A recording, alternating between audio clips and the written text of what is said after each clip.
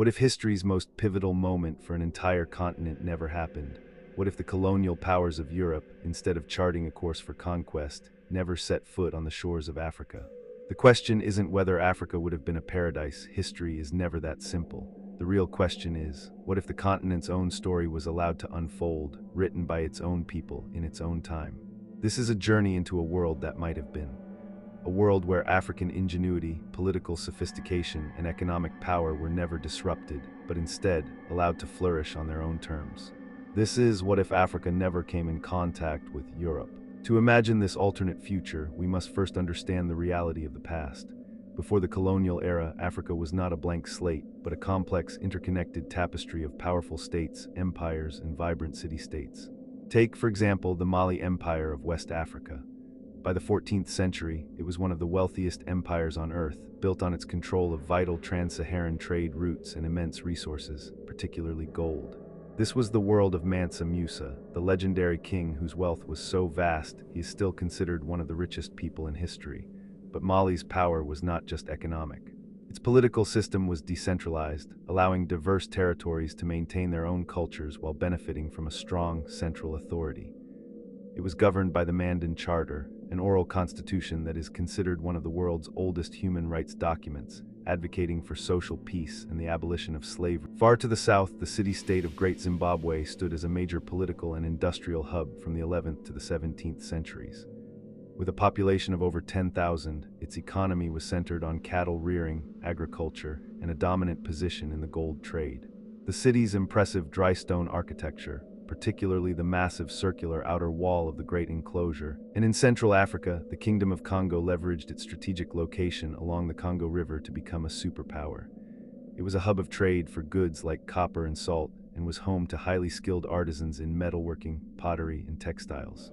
Its social structure even allowed for social mobility through military achievements. These were not isolated pockets of civilization.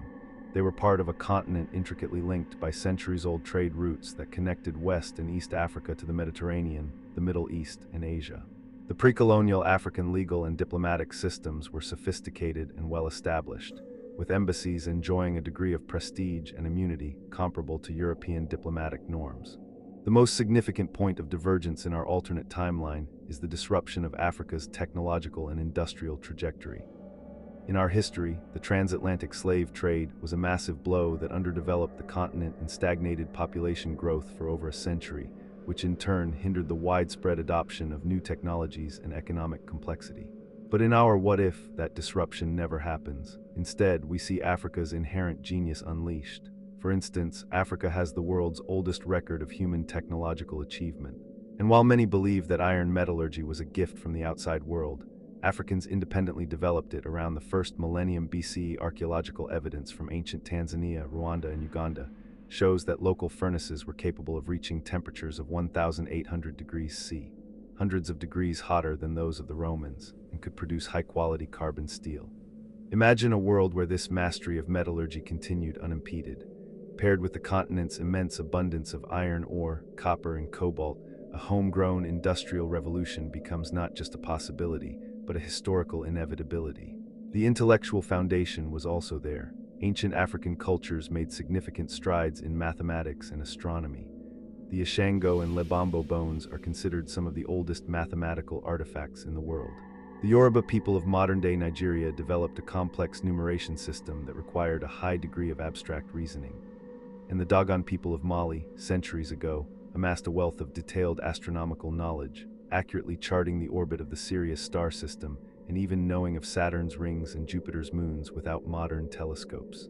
With the immense population growth fueled by the Bantu expansion, which also spread farming and ironworking technology, a self-sustaining cycle of innovation and economic growth. Finally, we must consider the geopolitical consequences. In our world, the Berlin Conference of 1884 to 1885 carved up the continent into artificial borders with little to no regard for the ethnic groups, cultures, or pre-existing political boundaries. This led to political fragmentation, civil wars, and a deep, enduring instability that persists to this day. But in our alternate timeline, those borders do not exist. Pre-colonial African borders were not seen as rigid lines of separation, but rather as points of union that fostered cultural and economic exchange.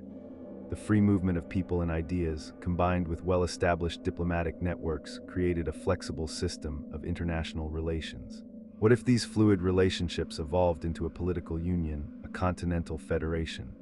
This would have created a single dominant power on the world stage, with a shared diplomatic protocol and a unified economy. This unified power would have been able to leverage its immense mineral wealth and technological prowess for its own benefit, rather than having it siphoned off by foreign powers. It could project its own sphere of influence, effectively preventing the neocolonial exploitation and political manipulation. What if Africa never came in contact with Europe? It would not have been a utopia. It would have had its own conflicts and challenges, its own heroes and villains. But it would have been a world built on its own strengths, with a self-determined trajectory rooted in its own remarkable history of innovation and interconnectedness. The story we know is a story of disruption and underdevelopment. The story we've explored is a story of what if. It's a reminder that the continent's immense potential was not a hypothetical construct, but a tangible reality, waiting for its own moment in the sun.